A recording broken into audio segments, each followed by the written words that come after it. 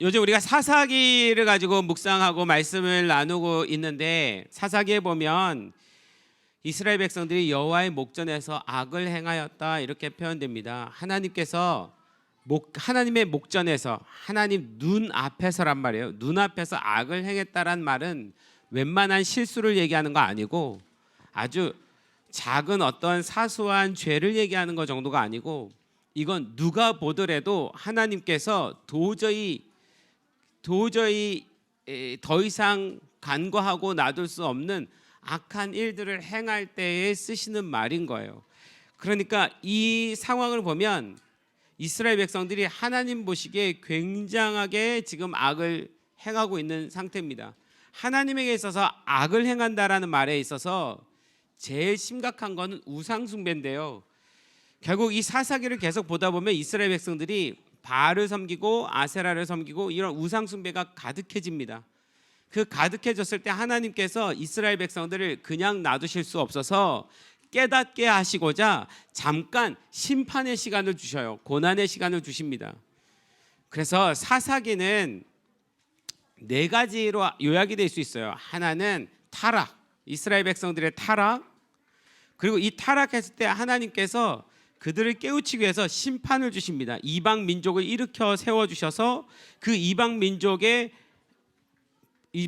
민족으로부터 학대를 받고 고난을 받게 하는 거예요. 그러면 이스라엘 백성들이 하나님께 부르짖어요. 살려달라고, 용서해달라고. 부르짖으면 하나님께서 한 구원자를 일으키세요. 이 한 구원자가 사사예요. 분명히 한 구원자라고 표현합니다. 그래서 이 구원자는, 이 사사는 이후에 오실 예수 그리스도를 의미해요. 이 사사기에 나오는 사사는 굉장히 인간적이고 연약하고 뭔가 좀 불합리한 사람 같고 이렇긴 하지만 그가 행한 일들은 예수님께서 행하신, 메시아가 하시는 일을 행하는 거예요. 그래서 구원자라고 표현을 합니다. 자, 네 가지로 잘 적고 있어. 첫 번째, 이스라엘 백성 뭐 한다고?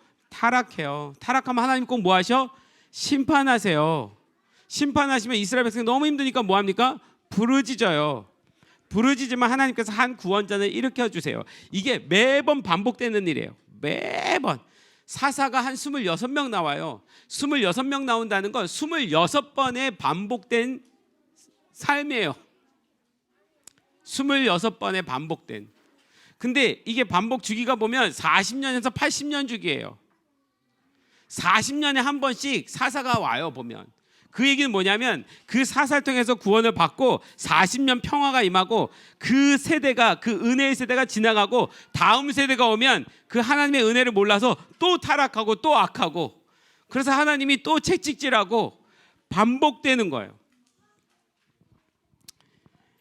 이게 사사기인데, 여러분, 하나님께서는, 하나님의 눈은 악인이든 선이든 날마다 감찰하고 계신 거 여러분 믿으십니까?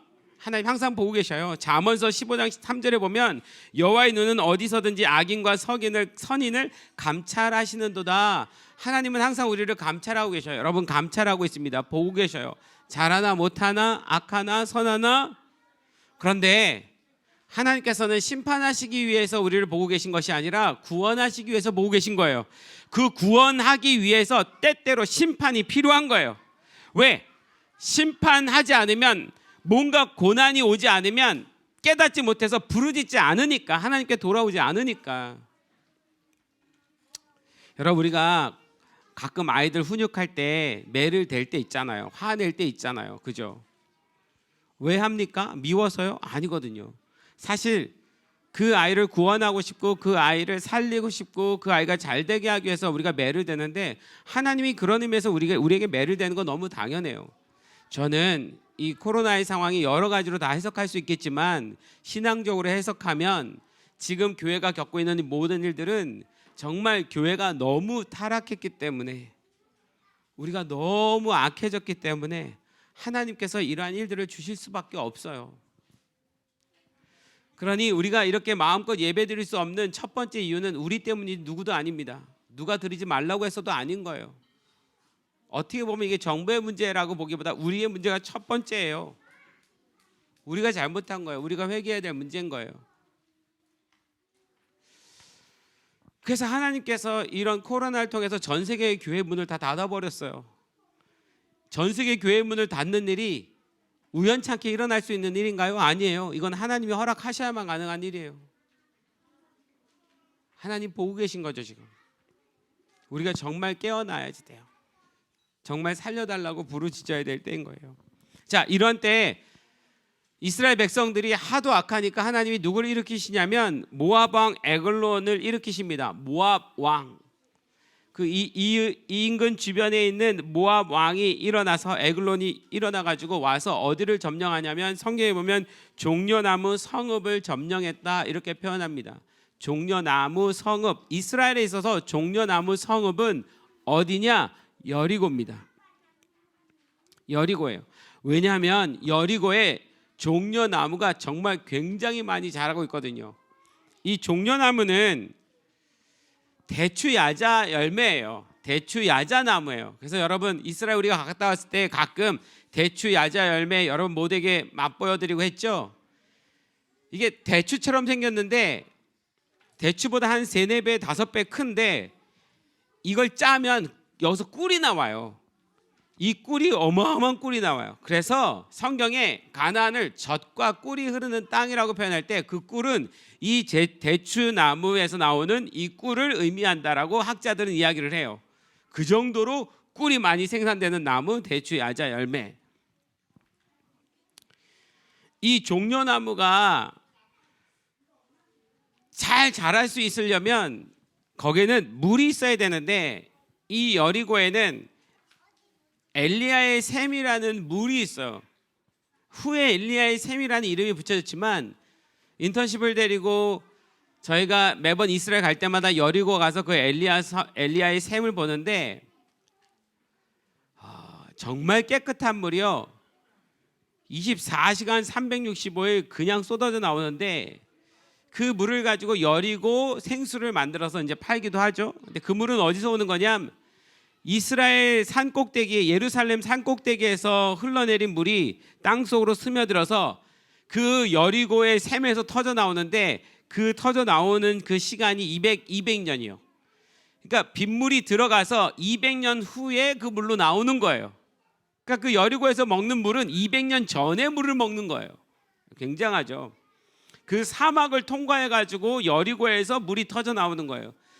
그러니 그 여리고가 물이 풍부하고 곡식이 잘 맺고 대추야자 나무 많고 꿀이 많고 얼마나 풍요한 땅이에요. 우리나라로 따지면 어디라고 표현해야 될까요? 미국으로 따지면 뉴욕이라고 표현하면 될 것 같아요. 돈이 모이는 곳. 그러니 여기 상인들이 전부 여기를 거쳐서 예루살렘으로 올라가고 예루살렘에 있는 사람들이 무역할 때 여리고를 거쳐서 해외로 나가는 거예요. 왜냐하면 예루살렘과 여리고 사이에는 유대 광야라는 사막이 있거든요. 사람이 살 수 없는 사막이에요. 그러니 예루살렘으로 올라가기 위해서 사람들이 여리고에서 묵으면서 물을 보충하고 거기서 물물을 다시 싣고 그리고 예루살렘으로 올라가요. 그러니까 예루살렘이 종교적인 도시라면 여리고는 경제적인 도시라고 볼 수 있는 거죠. 그러니 모압 왕 에글론이 그 여리고를 점령해서 수탈을 할 수밖에 없어요. 거기 좋은 게 다 있으니까. 18년 동안 이스라엘은 모든 것들을 거기서 빼앗기 시작했는데 우리가 일제시대 때에 일본 사람들이 와서 우리나라의 모든 걸 다 빼앗아 갔잖아요. 그거 생각하면 맞습니다. 18년 동안 다 뺏어 갔어요. 그러니 이스라엘 백성들이 더 이상 못 살겠다고 난리를 치는 거죠. 근데 여러분 이스라엘 백성들이 사실은 왜 우상 숭배를 했어요? 잘 먹고 잘 살고 싶다고 당시에 농경신, 비의 신인 바알신을 숭배한 거잖아요. 잘 먹고 잘 살게 해달라고. 사실 돈을 추구하며 살았던 거예요. 하나님보다 돈을 더 사랑하게 되니까 그래서 바알을 섬기고 바알 제단을 만들고 거기에 우상 숭배하고 최근에 지금 우리가 기드온 묵상하고 있는데 기드온에도 바알과 아세라상을 하나님이 기드온을 통해서 찍으라고 하잖아요. 그런데 그렇게 해서 부유해졌는데 그럼 뭐예요? 하나님께서 악을 행하니까 모압 왕 에글론 일으키셔서 거기 점령케 해버리시니까 18년 동안 완전히 폐허된 속에서 살아가야 되는 거예요. 하나님이 한순간에 걷어가시면 끝나는 거예요. 여러분, 지금 전 세계가 하나님이 한순간에 그 불을 싹 걷어가시는 시간이에요. 누가 지금 뭘 잘해서 할 수 있는 그런 단계가 아니에요. 그냥 하나님이 싹. 저는 어쩌면 우리가 살고 있는 이 시대에 이 코로나가 우리로 하여금 그 종려나무 성읍 여리고를 빼앗긴 상황하고 비슷하다고 생각을 해요. 그래서 수탈을 당하는 거 18년 동안 너무 괴롭죠.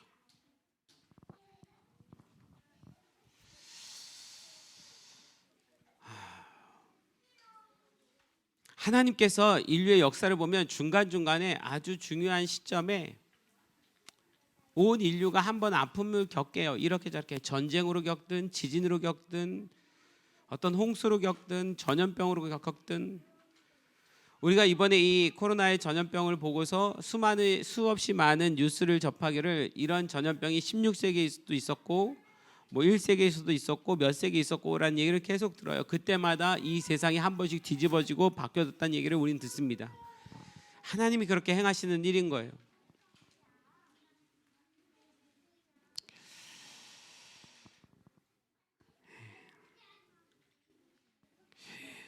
제가 이런 생각이 들었어요. 이 말씀 보면서 여러분, 두 가지로 이해를 해야 되는데, 하나는 하나님께서 이 일을 허락하시고 진행되었지만 하나님이 사용하시는 그 민족은 사실 악하고 범죄하고 타락한 민족이거든요. 그러니까 한편으로는 어둠의 사단도 이스라엘 백성들을 공격하고 싶었던 거고, 그 부분에 대해서 하나님이 막아주시다가 하나님이 그 막고 계신 보호막을 풀어버리면, 니네들 영화 봤지? 보호막 이렇게 딱 있다가 보호막이 딱 풀리면 막 전쟁에 다 휩쓸고 들어오는 것처럼 하나님께서 이스라엘 민족을 이렇게 보호막으로 쳐주시다가 하나님이 도저히 약하면 그 보호막을 풀어버려요. 그러면 이방 민족들, 사단의 어둠의 공중 권세 잡은 자에게 노예가 되어서 타락하며 살아가는 그 악한 민족이 쳐들어와서 이스라엘 민족을, 하나님 백성을 괴롭게 하는 거예요. 이게 모든 역사입니다. 그래서 그것을 어둠의 세상에서 보면 어둠이 공격하는 일이 맞고요, 하나님의 세상에서 보면 하나님이 그것을 허락한 일이 맞고요. 그래서 이것을 우리가 그 어둠에 대해서만 뭐라고 할 수 있는 것도 아니고, 사실은 하나님 앞에 가서 살려달라고 말해야 되는 거지, 그 일을 하고 있는 이 어둠에 대해서 뭐 대적하고 뭐 한다고 될 일이 아닌 거예요. 우리가 용서를 먼저 받아야 되는 거죠. 근데 자, 그럼 제가 이 어둠의 사단의 입장에서 보면, 사단은 당신의 하나님의 백성들을 괴롭힐 수 있는 아주 중요한 거점이 어딘지 너무 잘 알아요. 어디를 먹어버리면 사람들이 핍박과 고난과 환난을 겪게 될지 너무 잘 아는 거예요. 그 마음이 어떻게 무너질지 아는 거예요. 그게 바로 여리고구나라고 생각하고 어둠의 세상에서도 그 여리고를 공격하러 들어온 거죠.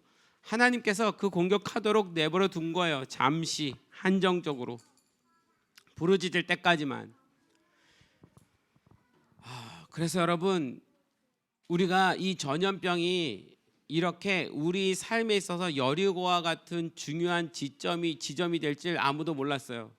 그런데 제가 최근에 그 미래학자들의 이야기를 들으니까, 미래학자들이 2000년도 들어오면서 뭐라고 얘기했냐면, 앞으로 전 세계를 가장 힘들게 할 거는 독감 바이러스입니다라고 미리 얘기를 다 했었더라고요. 독감 바이러스. 지금 여러분, 이 코로나가 감기 바이러스랑 비슷한 거잖아요. 이 독감 바이러스가 전 세계를 강타하게 될 겁니다. 전 세계에 어려움을 줄 겁니다라는 이야기를 진작부터 해왔었는데 아무도 심각하게 생각하지 않았죠. 이 독감 바이러스 같은 거 하나가 이렇게 전 인류를 괴롭히게 될 줄, 힘들게 만들 줄 아무도 몰랐던 거예요. 사단은 압니다. 거점이 어딘지 정확히 알고 거기를 점령하면 사람들을 무너뜨리고 힘들게 할 수 있으니까. 이 일을 통해서 사단은 또 하나를 생각했어요. 뭐예요? 이제 교회 문을 닫아버리자. 교회 문을 닫아버리면 하나님의 백성들이 예배할 수 없게 만들면 그러면 우리의 세상이 오는 거겠지. 이게 사단의 생각이라면 하나님은 그 사단의 생각, 그 사단의 전략, 그것에 대해서 하나님이 그냥 허락하시고 놔두셨어요. 그래, 네가 마음대로 해봐. 사실은 그 사단이 계획을 했다 할지라도 하나님의 허락하심 가운데 일어나는 일인 거죠. 여러분 생각해 보세요. 이스라엘 백성들이 가장 타락했을 때 하나님께서 바벨론에 의해서 포로가 되게 하시고 전부 포로가 끌려가게 한 다음에 그 이스라엘 백성들이 가장 사랑하고 좋아하고 아꼈던 그 예루살렘 성전 바벨론이 와서 완전히 다 무너뜨려 버리잖아요. 그 바벨론이 와서 그 예루살렘 성전을 무너뜨리는 것을 하나님께서 이미 허락하셨잖아요. 하나님이 예고하셨잖아요. 그럴 거라고. 그런데 그렇다고 해서 그 예루살렘 성전을 무너뜨린 바벨론에 대해서는 하나님이 심판하지 아니하시냐? 하나님이 바벨론에 대해서도 심판하셔요. 나중에. 그때는 하나님께서 놔두셨지만 나중에 심판하십니다. 두 가지의 심판이 동시에 있는 거예요. 하나는 당신의 백성을 먼저 심판하시고 그리고 그 백성을 심판한 자들을 또 심판하시는 거예요. 이게 하나님의 역사예요. 사단은 그때 바벨론을 통해서 예루살렘 성전을 무너뜨렸을 때 이스라엘 백성들은 끝났다고 생각했어요. 하나님의 백성은 이제 없다. 끌려갔고 성전은 무너졌다. 이제 다시는 하나님께 예배할 수 없을 것이다. 나를 예배하게 할 것이다. 그렇게 생각했는지 몰라요. 그런데 여러분, 그래서 이스라엘 백성이 끝났어요? 그래서 이스라엘 백성들 가운데 하나님을 예배하는 예배가 사라졌어요? 그렇지 않았어요. 70년 만에 하나님 다시 돌아오게 하시잖아요. 그리고 다시 그들이 성전을 짓습니다. 예수님 때 헤롯이 다시 멋지게 성전을 지었어요. 예수님이 12살 때 그 집을 보고 내 아버지의 집에 있어야 될 줄 내가 몰랐습니까? 라고 말할 정도로 아버지의 집이었어요. 물론 30세 때 공생에 활동하실 때 예수님은 성전에 들어가셔서 내 아버지의 집을 강도의 소굴로 만들었구나. 12살 때까지만 해도 아버지의 집이라고 생각할 만큼 괜찮았는데 예수님이 30살쯤 됐을 때는 강도의 집이 돼버린. 그래서 예수님 뭐라고 말씀하시냐면 이 성전 다 허물어라 라고 말씀하시잖아요. 그리고 진짜 AD 70년에 로마의 디도 장군이 와서 예루살렘 완전히 싹 무너뜨려 버렸어요. 그때 사단은 무슨 생각했을까요? 드디어 됐다. 다시 무너뜨렸다. 예배를 무너뜨렸다. 성전을 무너뜨렸다. 교회를 무너뜨렸다. 문을 닫아버렸다. 다시는 제사 드릴 수 없게 만들었다 라고 생각했을지 모르겠지만 하나님은요, 그게 예배가 아니라는 것을 이미 말씀하셨어요. 예수님을 통해서. 요한복음 4장에 사마리아 여인과 대화에 있어서 사마리아 여인이 묻잖아요. 예루살렘에 가서 예배하는 것이 맞습니까? 그리심산에서 예배하는 것이 맞습니까? 장소와 건물을 이야기하는데 예수님 뭐라고 말씀하셨어요? 장소도 아니야, 건물도 아니야. 신령과 진정으로 하나님께 예배하는 때가 와. 때가 중요해. 어느 때가 되면 그때에는 어떤 장소와 상관없이 예배하는 예배자들이 일어날 거야. 그때는 성령님 오신 이후로 시작되는 때인 거죠. 성령님 오신 다음에 세상은 바뀌었어요. 어떻게 해요? 더 이상 건물, 성전이 필요하지 않은, 우리 마음 안에 있는 예수 그리스도의 성전이 중요한. 그래서 건물과 상관없이 하나님 앞에 예배할 수 있는 세상이 왔단 말이에요. 그래서 사실 지금 하나님께서 우리 교회 문들을 닫으시는 것은 당연한 일이에요. 뭘 회복하라는 거죠? 우리 마음 안에 있는 예배, 마음 안에 있는 성전을 회복하라는 거예요. 그러면 지금 우리는 우리 안에 있는 성전을 회복하는 것이 우리한테 중요한 일이지, 우리가 다시 모든 성도들이 다 함께 모여서 예배드리는 거 저도 소망하고 그걸 꿈꾸지만 그것이 하나님께서 우리에게 원하시는 첫 번째 기도 제목이 아니란 말이에요. 사단은 건물을 무너뜨리면 끝날 거라고 생각해요. 그러나 하나님은 어떻게 생각하는지 아십니까? 이 건물에 모이지 못하게 될 때 진짜 하나님을 예배하는 예배자들이 일어날 것에 대한 기대감을 갖고 계신 거예요. 지금 하나님은 이 상황을 통해서 진짜 예배자들을 찾고 있는 중에 있고, 그 진짜 예배자가 하나님 앞에서 정말 알곡으로 마지막 때에 추수될 사람들인 거예요. 벌써 우리는 추수기의 시간 안에 들어갔습니다. 제가 오늘 이 예배를 드리면서 마치 이 장소가 무슨 생각이 드냐면 이 건물의 의미에서가 아니라요. 마지막 때 우리가 혼인잔치에 들어가게 되면 여러분 성경의 그 예를 보면 그 준비된 그 5 처녀가 기름을 준비해서 그 신랑을 맞이했을 때 그들과 함께 혼인잔치들하고 문이 닫혔다고 표현이 돼요. 문이 닫혀서 그 뒤에 사람들은 문 열어달라고 막 아우성을 치지만 문이 열리지가 않아요. 제가 얼마 전에 이거에 대한 영화 하나 다큐멘터리를 저 CTS인가 CBS인가 거기 가서 시사회 목사님들 초청한 곳에 가서 보게 되는데요. 정말 눈물이 막 너무 났어요.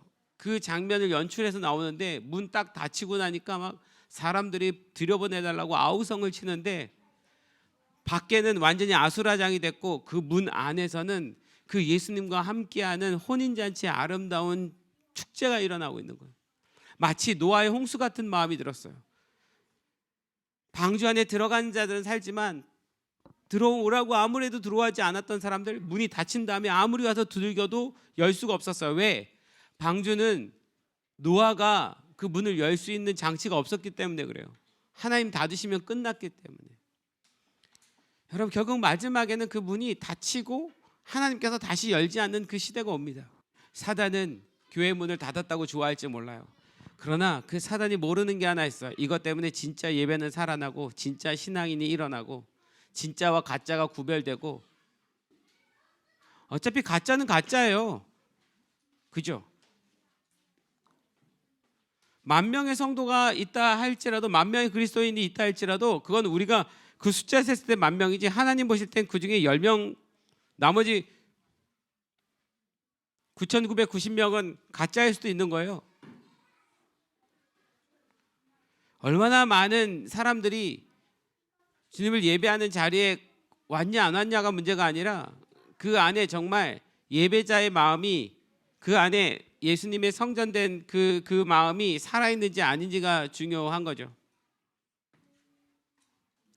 자, 그러면서 이스라엘 백성들이 부르짖습니다. 살려달라고요.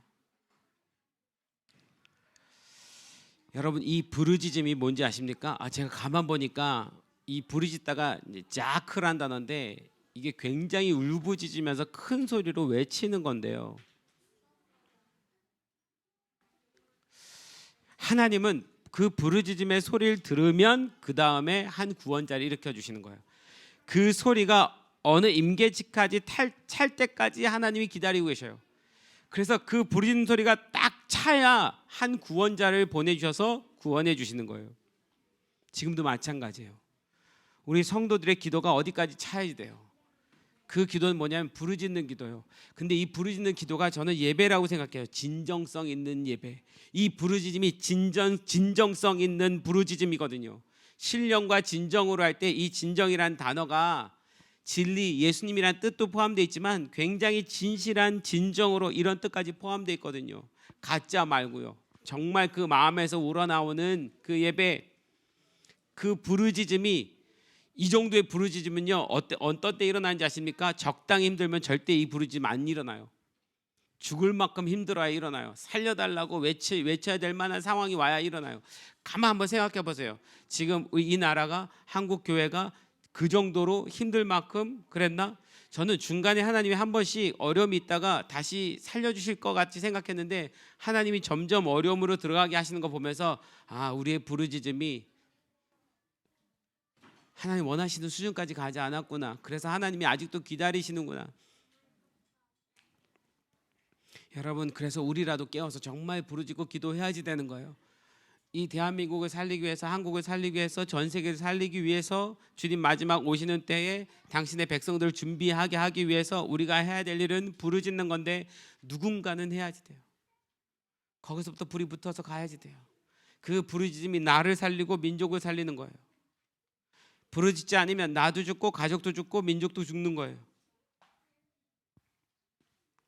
그래서 주님은 그 진정성 있는 예배를 보셔야만 구원자를 주시겠다라고 하시는 거예요.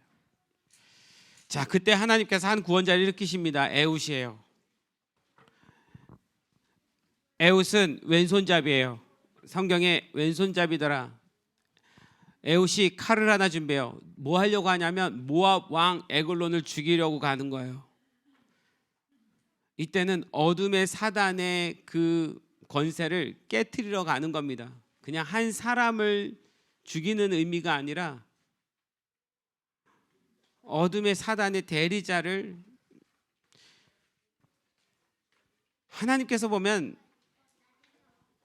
이스라엘 전 백성을 일으키셔서 기드온 같은 경우는 다 불러내셨다가 뭐 300명 데리고 가서 하기도 하시고 어떤 때는 10,000명 일으켜서 전쟁을 치르기도 하시는데, 에훗 같은 경우는 에훗 한 사람 보내요. 전쟁을 치르는데 이 전쟁이 너무 간단하게 한 사람인데 이 에훗이 칼을 갈아서 가져가는 거죠. 젊은 세대겠죠.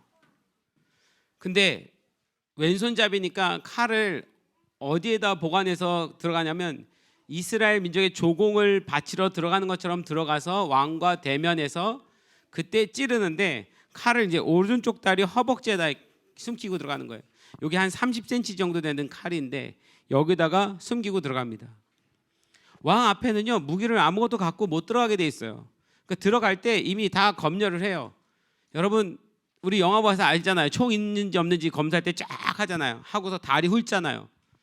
근데 당신은 칼이고 모든 군사 모든 뭐 군인들은 전부 오른손잡이였기 때문에 칼을 차도 왼쪽에 차요. 이렇게 꺼내야 되니까 이렇게 꺼내거나, 단도를 차도 여기다 해서 이렇게 꺼내거나. 그러니까 검사를 다 하고 어느 다리를 주로 검사를 하냐, 왼쪽 다리 검사하는 거예요. 왼쪽 다리 무기 있나 없나. 그런데 에훗은 그것을 오른쪽 허벅지 안쪽에다 넣고 들어간 거죠. 이게 통과돼서 들어갑니다. 그리고 우리가 아는 것처럼 그 칼 30cm를 가지고 그 에글론을 찔렀는데, 그 에글론이 성경에 비둔한 자라 제가 볼 때 거의 한 0.15톤 정도 되는 사람 아닐까 싶어요. 어마어마하게 비대한 사람인데 그 사람을 배를 찔렀는데 칼자루가 등 뒤로 뚫고 나왔다고 그랬어요. 여러분 이 정도의 힘은요 정말 굉장한 힘이어야 돼요. 종찬이 팔뚝 한 2배는 돼야 이거 뚫고 들어가서. 그럼 이 에훗이 이 왼손을 얼마나 오랫동안 훈련하고 연습해서 썼는지에 대한 이야기예요. 근데 여러분이 에훗이 베냐민 지파 사람입니다.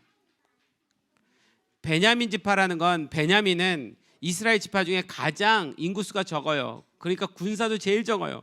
그러니까 전쟁을 치를 때 항상 적은 인원으로 전쟁을 치러야 되니까 이 베냐민 지파 사람들이 아이가 태어나면 자라서 어렸을 때 한 도연이 뭐 이쯤 됐을 때 어떻게 버리냐면 오른손을 묶어버려요. 이렇게.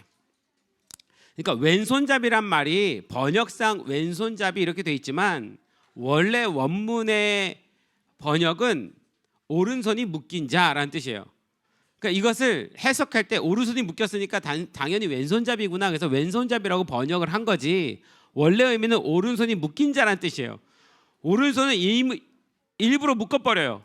그러면 그 아이는 계속 쓸 수밖에 없어요. 왼손을 쓸 수밖에 없어요. 태어날 때부터 오른손잡이로 태어났어요. 거기다가 왼손을 훈련시켰어요. 결국 이 아이는 뭐 하는 아이가 되는 겁니까? 양손잡이가 되는 거예요. 양손을 다 쓸 수 있는 아이로 길러내는 것이 베냐민 지파예요. 베냐민 지파 사람들이 얼마나 용맹한지 역대기에 보면 뭐라고 말하냐면, 베냐민의 그 용사 700명이 와서 싸우는데 한 손에는 활을 들고 한 손에는 물맷돌을 들고 양손을 마음대로 써서 전쟁을 치르는 사람이라 이렇게 나와요. 다윗의 장군들 중에 30명의 가장 용맹한 장군들 중에 제일 많은 지파가 어딘지 아십니까? 베냐민 지파예요. 베냐민 지파 사람들이 와서 다윗의 그 장군들 중에 30명의 용맹한 장군들 중에 진을 딱 쳤는데 양손을 다 쓰기 때문에, 제가 이 이야기를 들으면서 여러 많은 생각들을 하게 됐어요. 특별히 우리는 젊은 친구들이 많아요. 청년들도 많고, 여기 있는 장년들이라 할지라도 젊은 청년과 같은 장년들이에요. 그리고 우리 어린아이들 많아요. 앞으로 우리가 살아갈 세상이 쉽지가 않아요.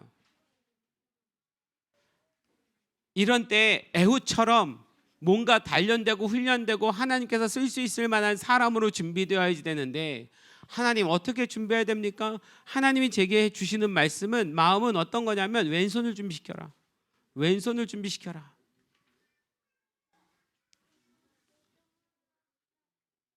여러분, 우리 어른들한테 말하겠습니다. 여러분들이 하고 있는 직장이 있어요, 그죠? 이거 일로 생각한다면, 여러분이 하고 있는 일에 있어서 지금 하고 있는 일이 여러분이 잘하는 일이니까 그걸 하고 있을 거예요. 우리 뭐 한근식 형제 같은 경우 자동차 정비가 주일이죠. 그게 근식 형제의 오른쪽에서 하는, 오른손으로 하는 일일 거예요.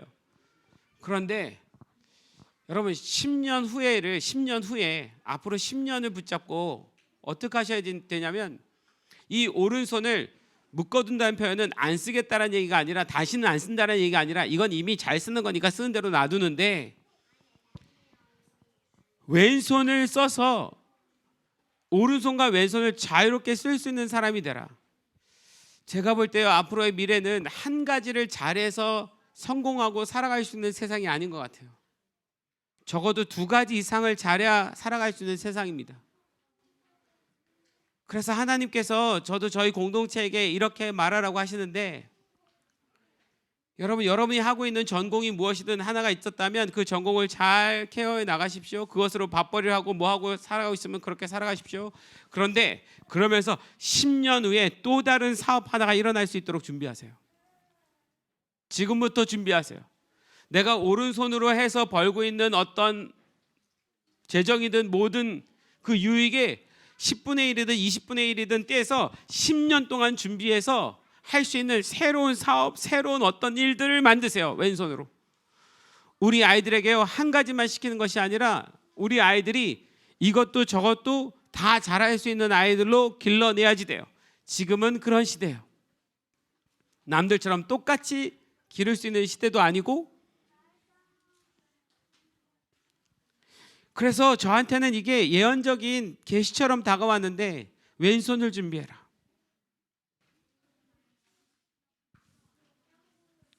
왼손을 준비해라. 여러분, 저희 공동체에게 있어서 이 센터가 오른손이라면, 어떻게 보면 저 에브라임이 지금 왼손이거든요. 10년 전부터 이렇게 우리가 준비해 왔잖아요. 물론 이게 쉽지 않은 일이고 어마어마한 헌신들이 필요한데,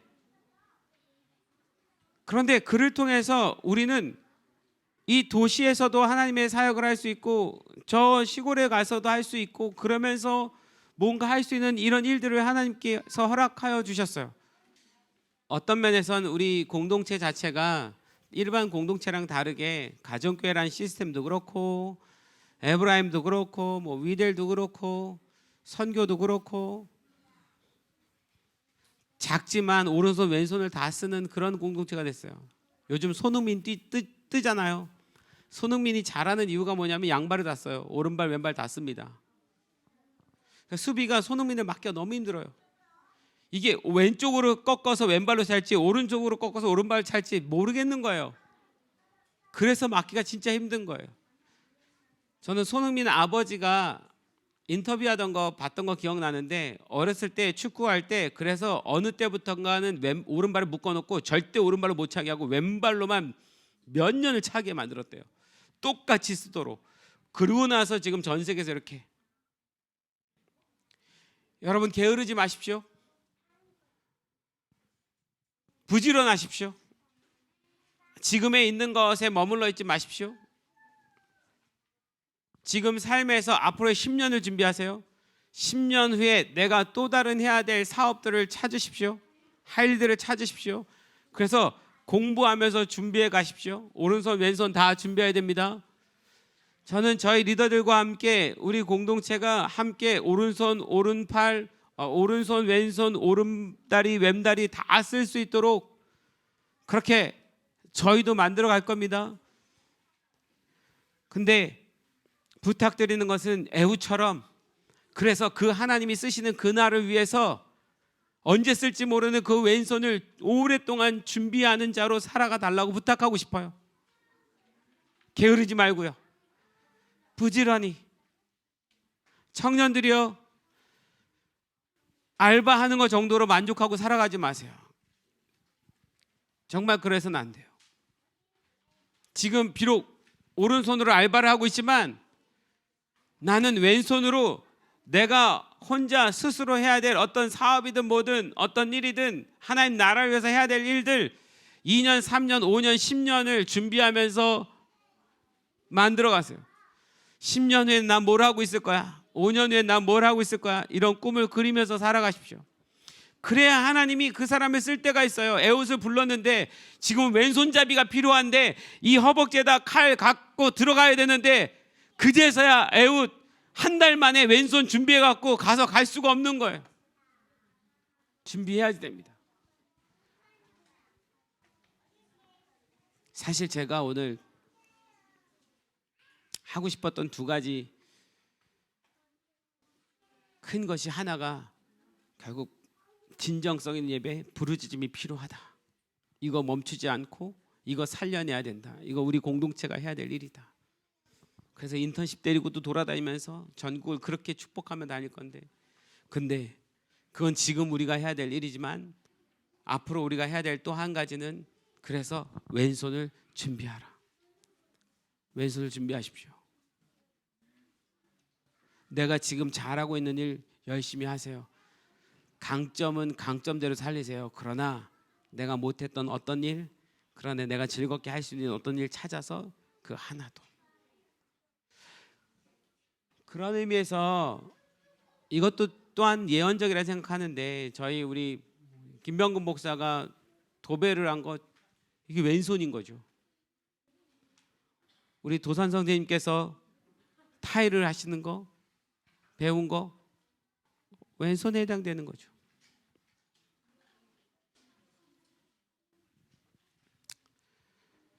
모두 다요.